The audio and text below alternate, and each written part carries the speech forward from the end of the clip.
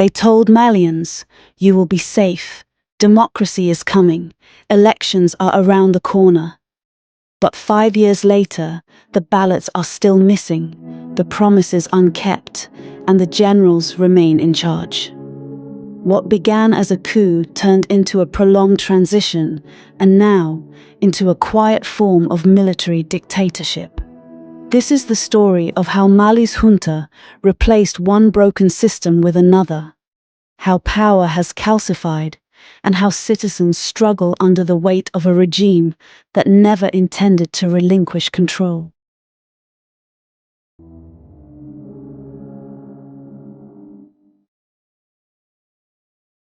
In August 2020, amid popular anger at government corruption, insecurity in the north, and the failure to contain jihadist insurgencies, Mali's military staged a coup and deposed President Ibrahim Boubacar Keïta.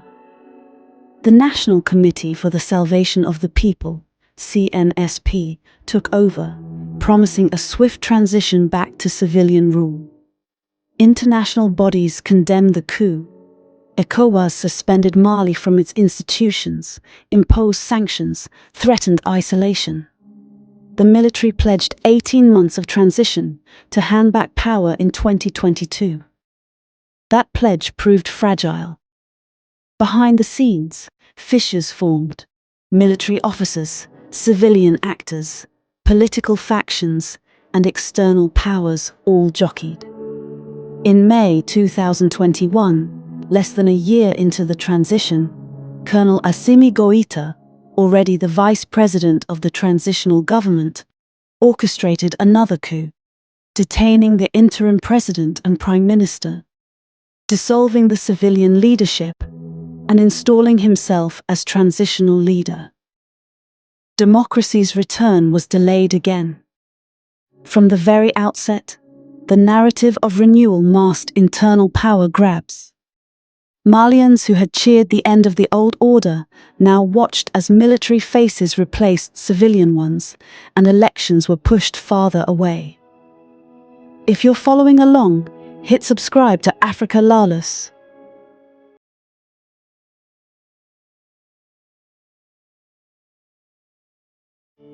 In the immediate post-coup framing, Goïta's government presented a charter for transition with firm timelines. Elections by early 2022. An interim president, not the military vice president, excluded from running, and a framework for civil participation. But the promise dissolved under pressure. By early 2022, the junta proposed extending the transitional period by 5 years. Regional bodies balked, ECOWAS threatened sanctions. Yet, despite external pressures, the extensions held. Parties grew skeptical. A national dialogue, organized by the junta itself, excluded many opposition voices. By mid-2025, the junta had formally pushed through a bill granting Goïta a 5-year renewable mandate, bypassing elections altogether. It dissolved political parties, banned political activity, and amended laws so that Goïta could remain head of state with no scheduled competitive vote. Thus the transition became a trap, a facade of consultation, but instruments of consolidation. The military promised reform while reshaping the state in its image. Remember to hit subscribe to Africa Lawless. As the junta tightened its grip, it rewrote rules of the game. In 2025, Mali's Council of Ministers approved the dissolution of existing political parties, repealing the law governing party formation and suspending political activity until further notice. The junta justified it as necessary for public order. Critics saw it as silencing dissent. Human Rights Watch publicly condemned the move. Simultaneously, the media faced intense pressure. Opposition statements, party broadcasts, critical journalism were suppressed. At times, media outlets were suspended, journalists detained, and censorship enforced. One standout is Mohamed Attaher Halidou, director of Joliba TV, who continued to air dissenting voices despite threats and suspensions. In constitutional terms, the junta attempted a referendum to draft a new constitution, one that eliminated certain checks, embedded executive prerogatives, and sidelined political parties.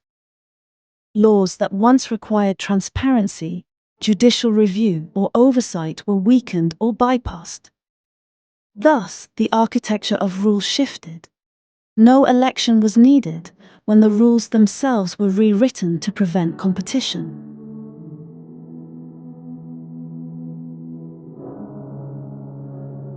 One justification the junta uses is security. From central Mali to the borders, jihadist insurgents linked to Al-Qaeda or Islamic State affiliates have challenged state authority for years.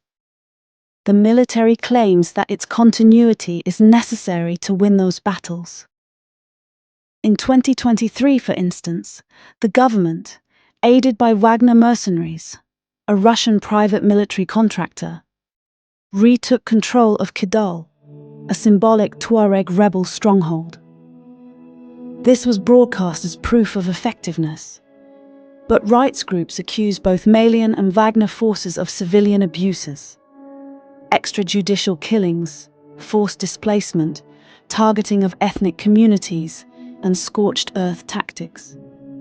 Meanwhile, insecurity has shifted to central Mali and the southern corridors, where control is weak, governance is harsh, and human cost is high. Some communities caught between jihadists and the military suffer worst. Suspected collaborators are punished, access to services cut, voices silenced. By mixing military campaigns with political repression, the junta tries to legitimize itself. We are needed. We are the shield. But many see this as coercion, trade freedom for security under a permanent military umbrella. Don't forget to hit subscribe to Africa Lalus.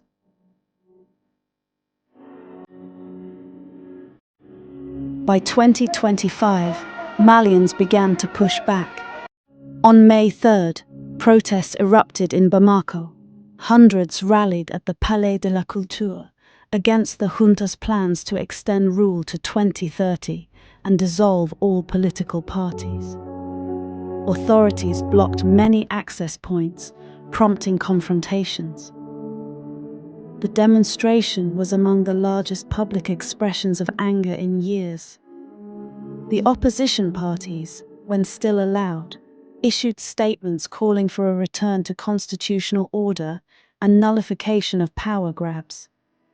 But with parties dissolved, much of this protest is informal, grassroots, reliant on civil society networks, activists in exile, social media campaigns.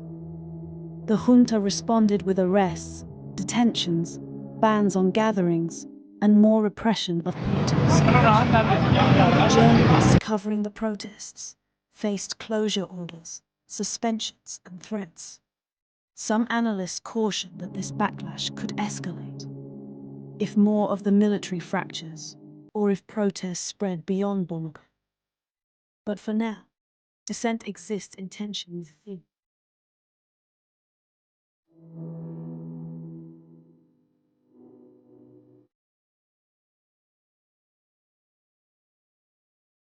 Globally, Mali's drift away from democracy has drawn criticism. Human rights groups, UN agencies, and ECOWAS have called out the dissolution of parties, postponement of elections, and repression. In June 2025, Mali's Council of Ministers approved the controversial bill granting Goita a 5-year renewable mandate. The move drew sharp condemnation from several diplomatic missions. But responses have been limited by geopolitical complexity. Mali has cut ties with France, expelled French troops. They had been operating under anti-insurgency mandates, and aligned with Russian interests through Wagner. Mali also joined the alliance of Sahel states with Niger and Burkina Faso. a mutual defense pact that signals breaking from traditional Francophone, ECOWAS-led alignments. ECOWAS, once robust in sanctions and mediation, has struggled. Sanctions are painful, but can hurt ordinary citizens. Dialogue is uneven. Some regional rulers sympathize with Mali's anti-French posture. International institutions are wary of military overreach, but limited in leverage. Thus, the junta gains breathing room.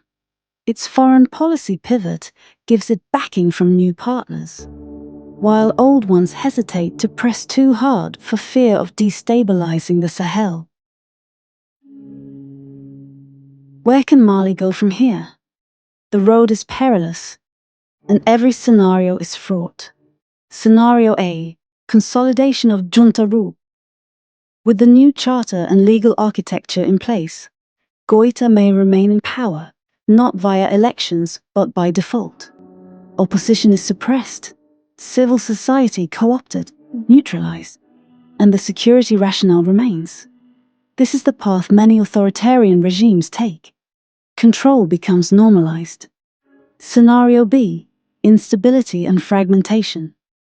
As protests swell, regional rebellions persist, or factions within the military challenge the core, Mali risks fracture or renewed coups. If trust unravels, the junta could face internal collapse. In fragile states, transitions are rarely linear. Scenario C: a controlled return to civil rule. Pressure, domestic and international, might force the junta to stagger elections, introduce controlled pluralism, or hand over power under tight constraints. But such transitions often leave power behind the scenes, in the military, intelligence, or state bureaucracy. To revive democracy, several elements are needed. Relegalizing political parties and civic space. Divorcing military from politics, with clear constitutional limits. Enforcing independent judiciaries and electoral commissions. Rebuilding trust with communities. Displaced populations. Marginalized groups. International support tethered to benchmarks, not acceptance of facade. But perhaps the deepest requirement is will. Political will to relinquish power. Power that is never contested tends to entrench itself. 5 years on, Mali's story is no longer about transition. It is about permanence without legitimacy. The junta's language of security, nationhood, and stability conceals a quiet autocracy. The dissolution of parties, suppression of dissent, manipulation of law, and taming of institutions have hollowed out contestation. Citizens who once cheered the fall of corrupt governments now live under a new guard, where voices are muted and choice is absent. Yet in cracks, rallies, whispers, online posts, brave journalism, the spirit of resistance flickers. The fight is not only to fix a system, but to reclaim the right to be heard, to vote, to live without fear. Mali's next chapter is not written yet. It depends on those who refuse silence. If you stand for real change, subscribe now. This is Africa Lullus.